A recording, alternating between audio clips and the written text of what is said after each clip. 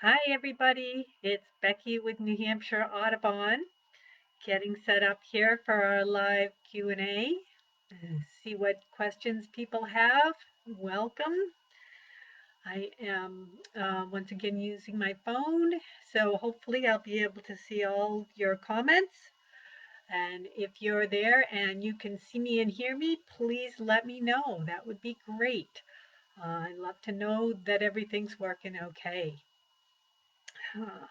So I was just out mowing the lawn before we got some rain. It's been great to have some rain. But as I was mowing, it was reminding me that I really don't like mowing the lawn. And I really want to change some of my lawn to plants for pollinators. And I've been starting to do that. And I've got some plants going. But New Hampshire Audubon has a sale of pollinator plants, native pollinator plants that's going on right now.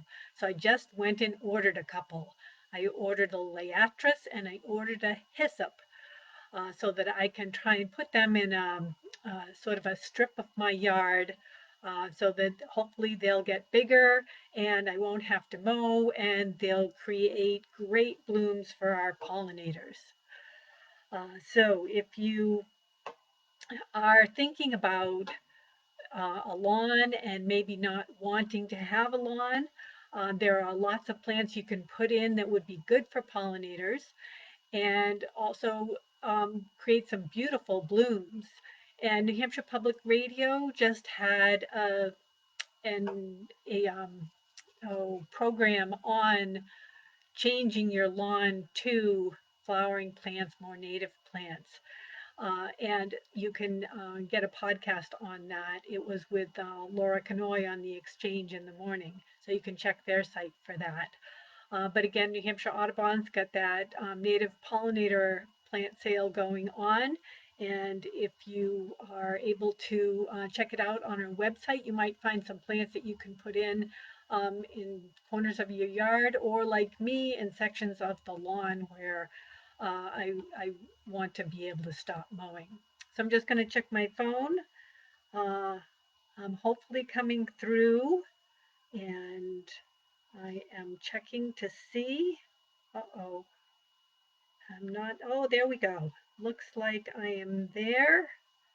And okay, great. Hi.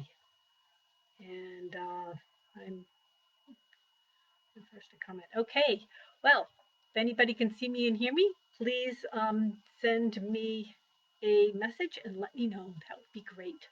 Thanks. Uh, so, okay. Um, I mentioned that we're going to get a little bit of rain, but in case you haven't noticed, we got some cold air coming through, and that sometimes can be a prompt for migration. So I thought I'd give you all a sort of little nighthawk migration update. And hi, Ryer, thank you very much. And Jess, good morning to you too. I'll take it from those comments that you can both see and hear me. So we'll just kind of keep going as we have. And hi, Donna. So a quick little update on the common nighthawk migration. So this is the time when lots of common nighthawks migrate. Common nighthawk migration tends to happen in a very short window of time, maybe over a couple of weeks at the end of August. Sometimes you can get flights with lots and lots of birds. And there's a watch that happens in Concord. And just thank you for letting me know that audio and video is coming through. Great. There's a Nighthawk Watch that takes place in Concord, and I've been up there for many nights, and we've had a dreadful migration so far. The Connecticut River Valley has had lots and lots of birds.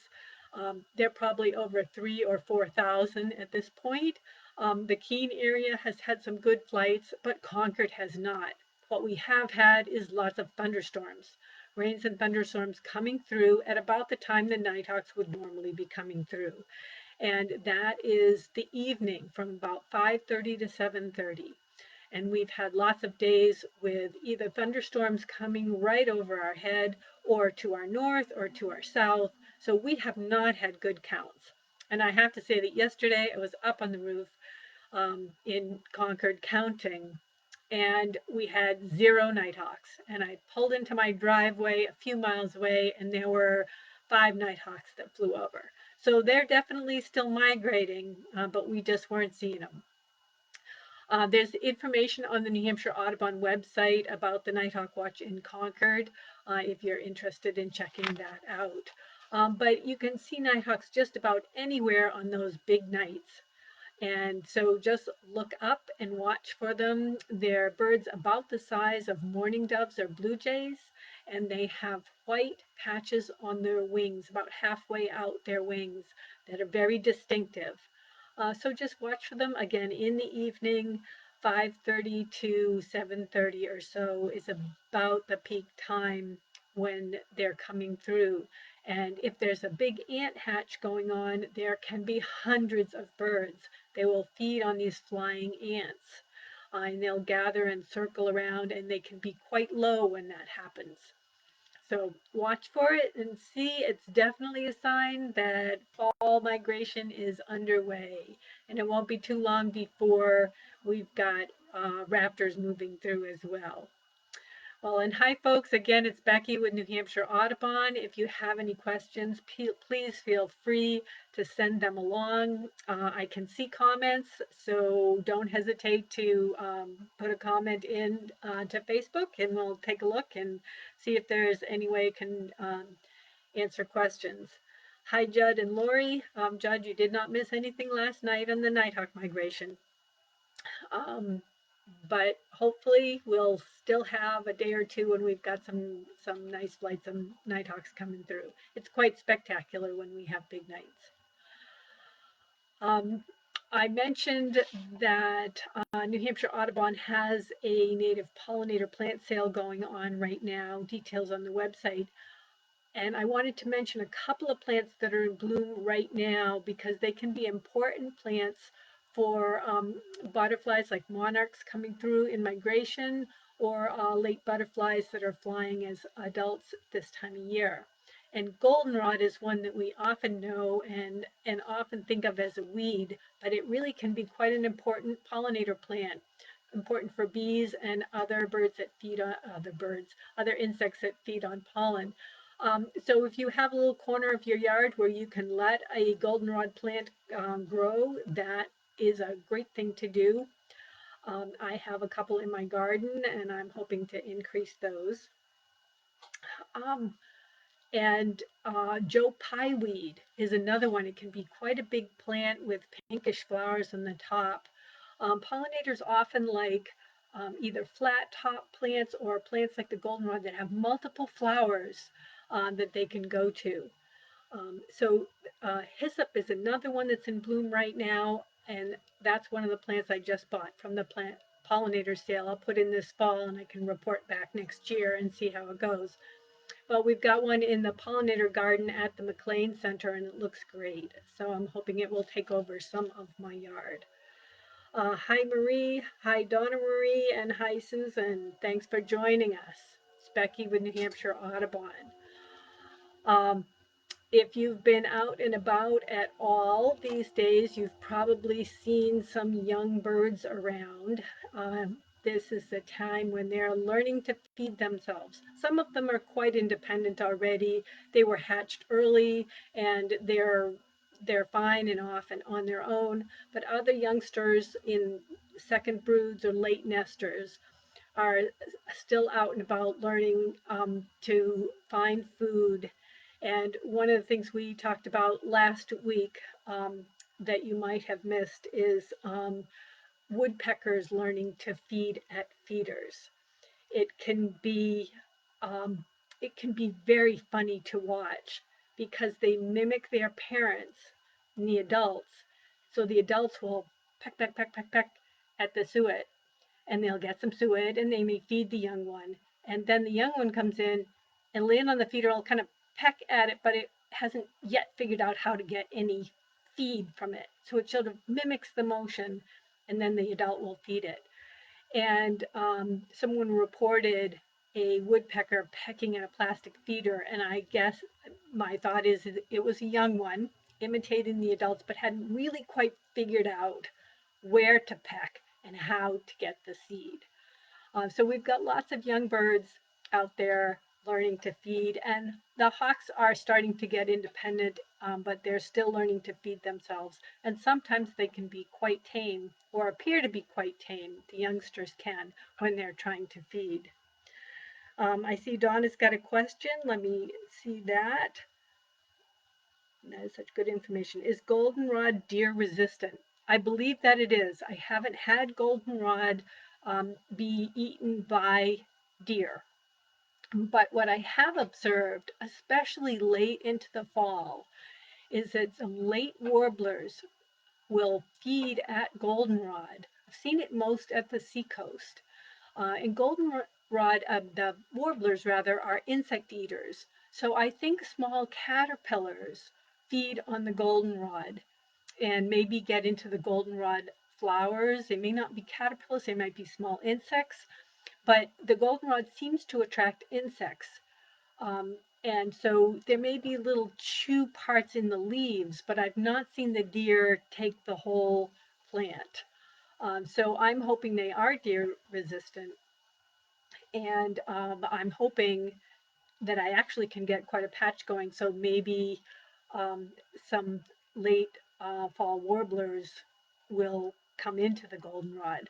Now I'm here in Concord in a pretty suburban area, so don't have a big patch of field or anything like that near me. So it'll be very interesting to see what happens with that.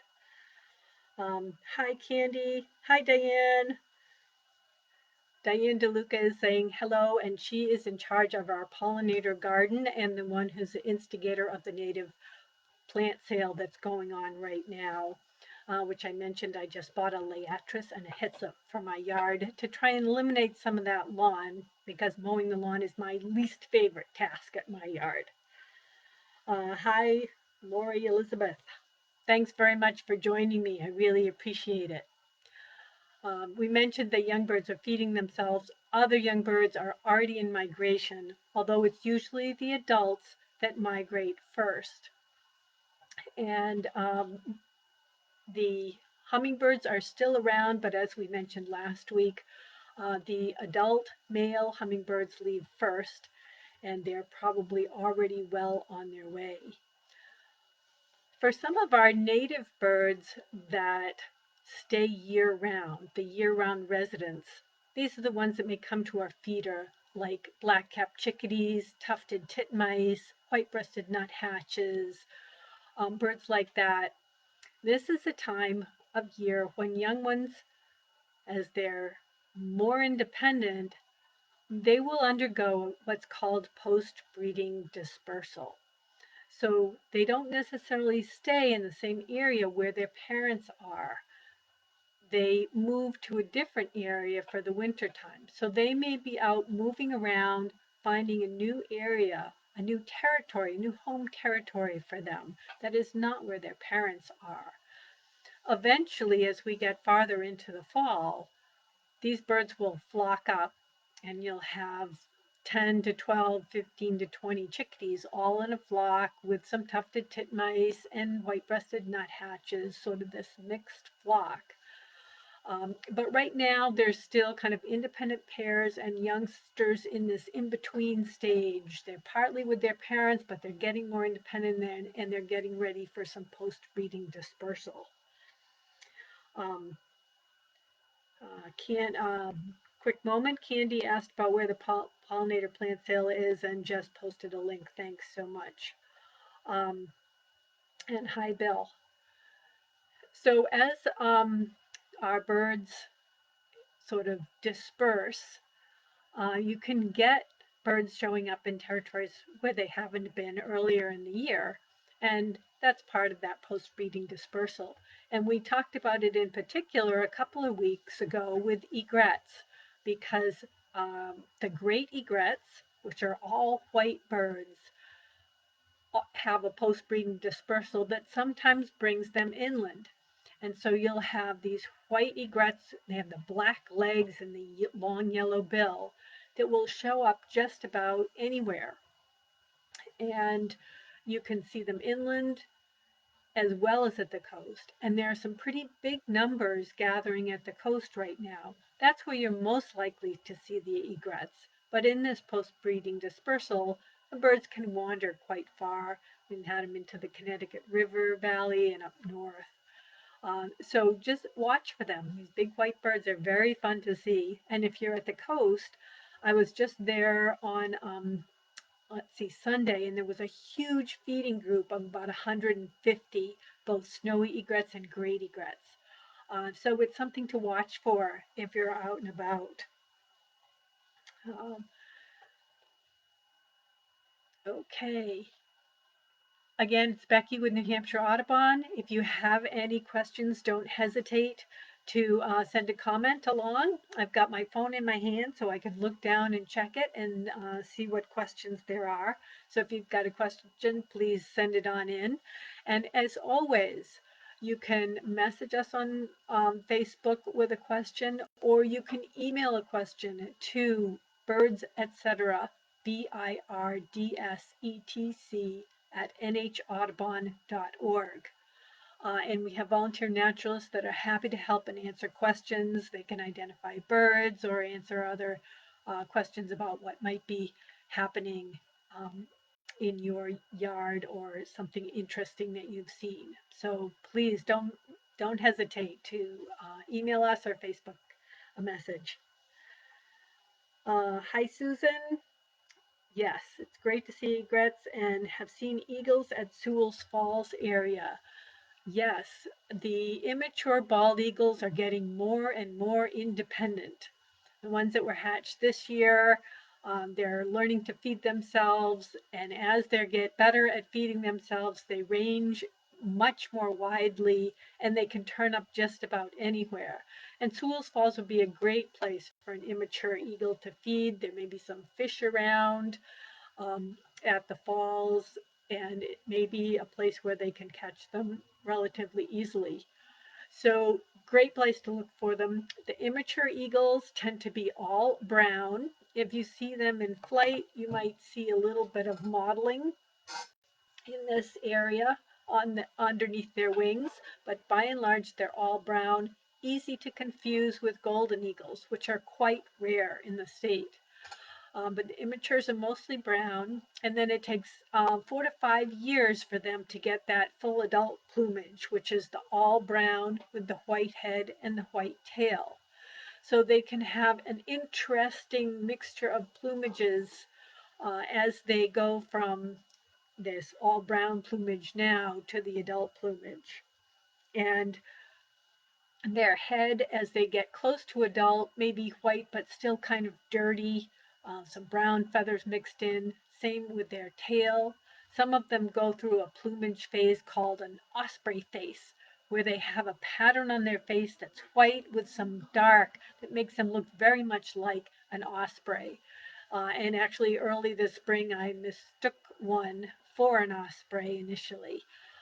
So if the ospreys aren't supposed to be around, and they do leave the state, they'll be starting to migrate in September, and then they're gone until about April.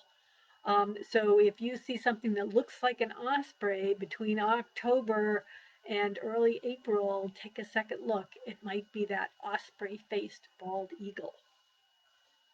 All right, a couple of comments I'm going to check and see. Hi, Ileana and Candy. Candy enjoys watching pigeons. Males trying to impress the ladies. Pigeons are very interesting birds, actually. I don't know a lot about them, but they can breed just about any time. And I actually saw a copulation in pigeons a few days ago. And that's pretty late for any of our other birds to be breeding. Rock pigeons are not native to North America. They were introduced, but as you all know, they've become quite common, and they come in a wide variety of colors and patterns with white in different places. So they can look quite interesting, but they can breed almost any time. Maybe not the dead of winter, but very early in spring, very late into fall. The other thing for those of us who enjoy peregrine falcons nesting in our cities, such as the pair that's been on the Brady Sullivan Tower in Manchester, pigeons are providing some food for them without a doubt. So they're wonderful to watch, and they're also a source of food for some of our raptors. Sorry about that, Candy. Hi, Jean. Thanks very much. Uh, all right, I mentioned eagles moving around. Other young raptors are moving around now. When we've been doing the Nighthawk Migration Watch in downtown Concord, there's been a family of red tails circling around. They're still together, but the young are, again, are getting much more independent.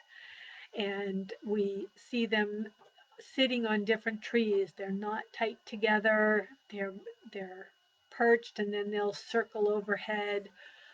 Um, and we've also been seeing large flocks of blackbirds at the Migration Watch. They tend to roost in one spot in the evening, oftentimes in a marsh. And we think they're roosting in South End Marsh in Concord. But they'll gather in these big, huge flocks and then go off to feed during the day. And when I say blackbirds, I really mean a mixture of red-winged blackbirds, common grackles, cowbirds, brown-headed cowbirds, and sometimes even the European starlings. So these are birds that are black, but they can be the red-winged blackbirds or other types of similar species. And sometimes they're all one type, sometimes they're all red-winged blackbirds, sometimes they're all common grackles, but very oftentimes they mix together. And they will feed in cornfields, and the corn has not yet been cut on most of the fields, so they will drop down in to the corn, and you'll have no idea that there are that many birds there till they all put up. And the other night at the Nighthawk Watch, I tallied about 700 that were headed towards the roost. And it's not uncommon to get thousands of them in a big roost. In fact, at the coast near Great Bog, sometimes common grackles gather in the tens of thousands. And you can see them in the evening and watch 20,000 birds fly by, up to 200,000 birds. It's quite a spectacle. Um, all right, Jess asks about barred owls. Do they stay in the same area yearly?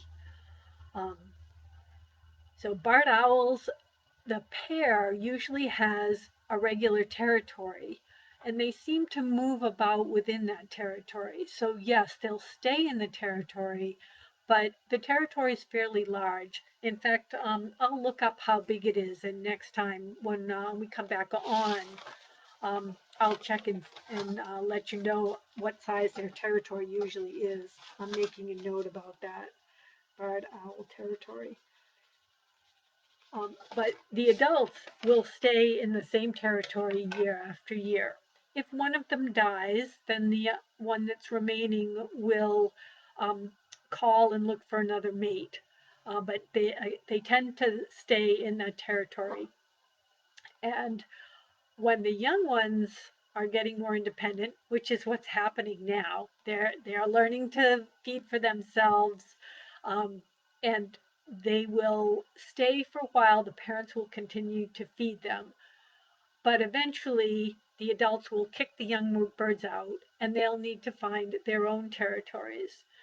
And I wouldn't be surprised if the territory size can vary a little bit depending on the rodent population. If there are lots of small rodents, like mice and voles and chipmunks, then the size of territory a barred owl needs may be smaller. I'll check that out and see if I'm right about that. But the youngsters, when they disperse, can go quite a ways, and again, they're looking for territory, um, and they may not find one initially, so they may rove around a bit. They can, as the family gets older and we're getting to this phase of more independence, sometimes you can hear a lot of barred owl calling. They make such wild and strange monkey-like noises sometimes. And the standard call for barred owls is that 8 hoot, the who cooks for you, who cooks for you all. Hoo, hoo, hoo, hoo, hoo, hoo, hoo, hoo. That's the standard call. But when you get into these strange monkey noises, I'm not sure we know why they're doing them, but it often happens right around now as the young are becoming more independent. They get into this caterwauling and whoa, whoa, at night, and it just sounds, it's very wild. The youngsters, when they're calling for food, make this really loud, piercing noise. This happens after they've learned to fly. They're still in the area, but they want mom and dad to bring them food, and they want mom and dad to know where it is. And there's a video on New Hampshire Audubon's YouTube page that I took with that call, and you can listen to that. But eventually, the youngsters disperse and find their own territories, and the adults will remain. All right. And Candy asks about, can you put up a box high enough in a tree to attract an owl? Yes, you can. There are some pretty good specifics available on the website, on the web. Not New Hampshire Audubon website, but there's a great book um, with specifications for many different kinds of birdhouses that was originally done by the Minnesota Department of Natural Resources, and I think they have it all online now. And I'll try and look up some information about that. The book is on my shelf back in the other room. I'm working from home still these days, and my resources aren't within quite ready reach. But we'll talk about birdhouses and resources next time we're on. I'm making a little note about that um, so that I can let you know the best place. But there are some great resources available for not only the dimensions of birdhouses, but where to put them, how high to put them. Different species like them at different heights. Different species of birds need different size holes. So I'll pull together some resources for next time. So I'll have them at my fingertips. I can show them to you, and we can talk about some of the important things of birdhouses. Um, okay. Hi, Kate. Hi, Ian. And Jess, thanks. All right. So, goodness, I put my note away here, and I just dropped it. Hold on, I gotta pick it up. All right, there we go. I have to make notes to remember what I want to tell you all that's going on. One other thing I wanted to mention was that I recently went to a Gulf of Maine Seabird Working Group meeting. This was a virtual meeting, so it was on Zoom, so it's easy for me to go. And this is when they do an update on how all the seabird colonies have done for breeding. And New Hampshire has a tern colony, a huge tern colony at the Isles of Shoals that New Hampshire Audubon was able to help, actually was the primary driver in getting this colony reestablished. It's still going. The Shoals Marine Laboratory has biologists there in the summertime, and those biologists help keep the gulls from nesting on the islands, and that allows the terns to nest successfully. And so this year, there were 3,290 pair of common terns on White and Seavey Island. White Island is the island with the lighthouse, and Seavey is connected to it at low tide. And that's a huge number of tern pairs. It's the largest in the northern Gulf of Maine, the largest colony in the northern Gulf of Maine. There were also over 90 pair of endangered roseate terns. Again, uh, one of the largest colonies in the Gulf of Maine. We only had a single Arctic tern pair, They tend to be more common farther north, and the pair was not successful. So I don't know whether we'll continue to have Arctic terns or not. But a lot of birds at the tern colony, and very wonderful to hear about the success and the number of pairs that are continuing to be present on that island. All right, Susan has just asked, any word on when the Audubon Center will reopen? We do not know at this point. New Hampshire Audubon is considered a museum, which means we have to follow those protocols if we open, which means checking temperatures of people and asking the 6 COVID questions. And we are concerned for both staff and the public and want to make sure that we can keep people safe. We have to have special disinfectant procedures, which we may not be able to undertake in the structure of the building that we have, the way the building is set up.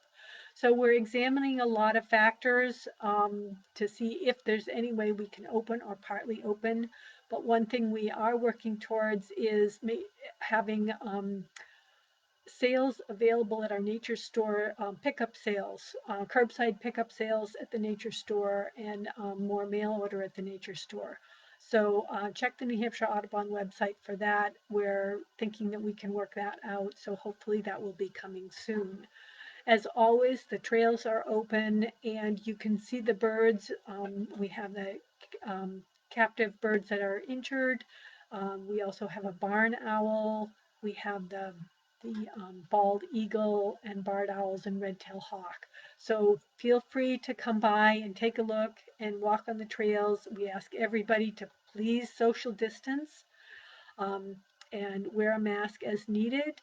And if you're there, visit the pollinator garden. It's in bloom. There are lots of great plants there. It can give you some good ideas of what plants you might want to have in your own garden, and a reminder of our native plant sale that's going on right now. There's some information on the New Hampshire Audubon website with that.